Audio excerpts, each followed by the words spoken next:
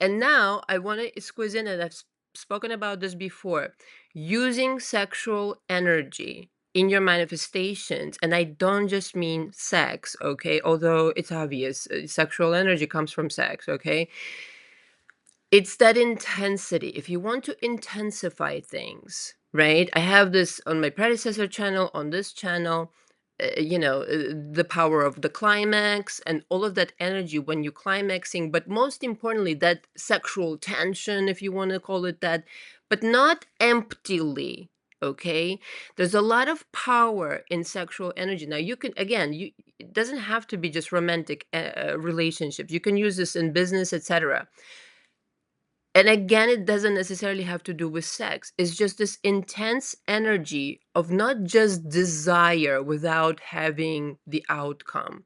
It's like, how can I explain this? I'm going directly to what I want and I'm enjoying it now. And in this case, it's obvious it's a relationship, okay? That, yeah, might end up in a sexual, well, I hope so, in a sexual intercourse. So it's more than appropriate to use sexual energy when building on it if you want to intensify it. In other words, when I'm thinking of this someone, if I was to manifest somebody differently or manifest them back or manifest them to say something, an apology, this and that, once I process my mama drama panorama and I'm able to use this purely, because some people have reported back to me, not in my coaching, thank goodness, but um just asking questions during lives. Somebody once said, I used the sexual energy, but it was muddied or something like that. Well, that only happens if you don't process your mama drama panorama.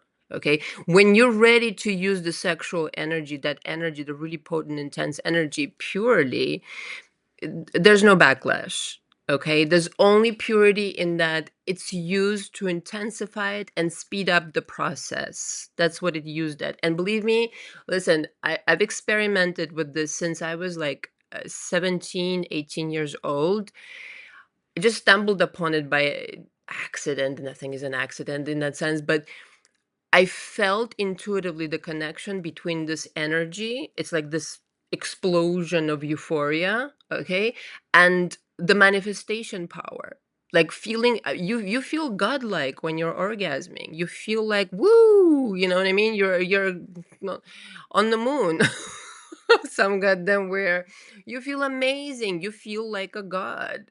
And if you're able to tap into that from time to time, give yourself the taste of, I mean, some people even report back like you've no doubt watched these near death experience stories where like it feels euphoric, it feels orgasmic, feels like no worries, pure love, ecstasy, all of this.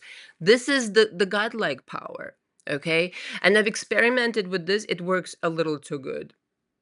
It does. You just have to be honest about what it is that you're doing, but literally it will come true verbatim, like how you see it. Visualizing it with senses, it helps a lot. It's crazy. It's crazy. If you're directing this energy towards one outcome, again, go with your intuition. Don't be rigid about it. Whether that's a scene, whether that's a conversation, whether that's an object, however. And again, I forgot to mention I teach energy work in my coaching. And there's ways to visualize it and direct it so precisely that, I mean, it's literally mathematical at that point. Okay. When you see, you right now are doing it, you just need to be a little bit more controlled how you're sending this energy out and what is the quality of the energy. Once you are honest and aware of what kind of energy you're sending out towards this person, like, it becomes again a mathematical equation. I send out this came back.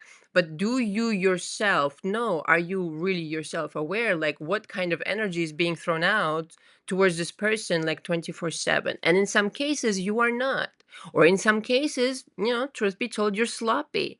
Okay, or you haven't given yourself the chance to process the mama drama panorama. And this is why the results, you're still kind of angry, you're still resentful, and it's not moving anywhere. The energy is not moving of the resentment, and so nothing really is changing. Okay. But once you become this aware and precise, this is, I'm giving you gold as I hope that I would. Once you become this deliberate, precise, like a mathematician, like there is no way you're not going to get your result. Okay. And it, you're not going to have questions like, is it coming now? Is it coming then? Like, it's coming. It's inevitable. It's imminent. It's a done deal, as you will, again, intuitively, it will wash over you at some point in this process of creating or connecting to that timeline, however you want to say it, that it was always like this. It was always like this. You were always this powerful. You're just now getting to know your power, getting the taste of this ease. It's easy. It's easy to do it if you know what to do. If you're still confused about what you're doing, what kind of energy you're throwing out, yeah, I agree. It's hard. Like if you're blindfolded in the kitchen, like what the fuck am I cooking? But once your blindfold is off, it's like, oh, I see now. I see what the things that the spices that I put in. No, that was garbage. Now I gotta really do it. I got it now. I got it. I got it. I got it.